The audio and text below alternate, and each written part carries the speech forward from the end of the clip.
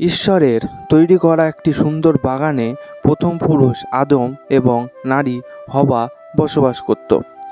কিন্তু শয়তান ছলচাতুরির মাধ্যমে সাপ সেজে আদম এবং হওয়াকে প্রলুব্ধ করলো।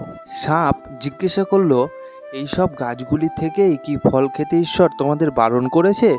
হওয়া উত্তর দিল, শুধু মাঝখানের গাছটির ফল খেতে বারণ করেছে, যদি খাই তাহলে মারা যাব। সাপ বলল, তুমি মারা যাবে না। ঈশ্বরের এই গাছ থেকে ফল খেতে না দেওয়ার পেছনে বিশেষ কারণ আছে। যদি তুমি খাও তবে তার মতন হয়ে যাবে। তিনি যা জানেন তা তুমিও সব জানতে পারবে। হওয়া ফলটি খেলো। সে তার সঙ্গী আদমকে কিছুটা ফল খেতে দিল। আদমও ফলটি খেলো এবং খাবার পরেই তারা এমন কিছু জানতে পারল যা তাদের জানা ছিল না। এক বিষয় তারা জানতে পারল যে তারা উলঙ্গ ছিল। তারা পাতার বস্ত্র তৈরি করে নিজেদের লজ্জা ঢাকলো। তারা আগে কোনো দিন ভয় বা লজ্জা পায়নি, তাই তারা বুঝলো কিছু একটা ভুল হয়েছে। ঈশ্বর ডাকলেন, আদম, হওয়া।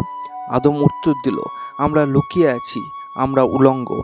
ঈশ্বর দীর্ঘশ্বাস ফেলে বললেন, তোমরা কি ওই গাছের থেকে ফল খেয়েছো? তখন আদম হওয়াকে দোষ দিল আর হওয়া সাপকে দোষ দিল। ঈশ্বর বললেন, সাপ, তুমি বুকে ভর দিয়ে চলবে। এক নারীর পুত্র সন্তান তোমাকে পরাজিত করবে। হওয়া, তুমি কষ্টের সাথে সন্তানের জন্ম দেবে। আর আদম, তোমাকে খাবারের সংগ্রহের জন্য অনেক কষ্ট করতে হবে। এরপর ঈশ্বর আদম এবং হওয়ার জন্য পোশাক তৈরি করে তাদের পরালেন আর বাগান থেকে বের করে দিলেন। ঈশ্বর এক স্বর্গদূতকে জ্বলন্ত তলোয়ার হাতে দিয়ে সেখানে রাখলেন, যাতে তারা আর ফিরে আসতে না পারে।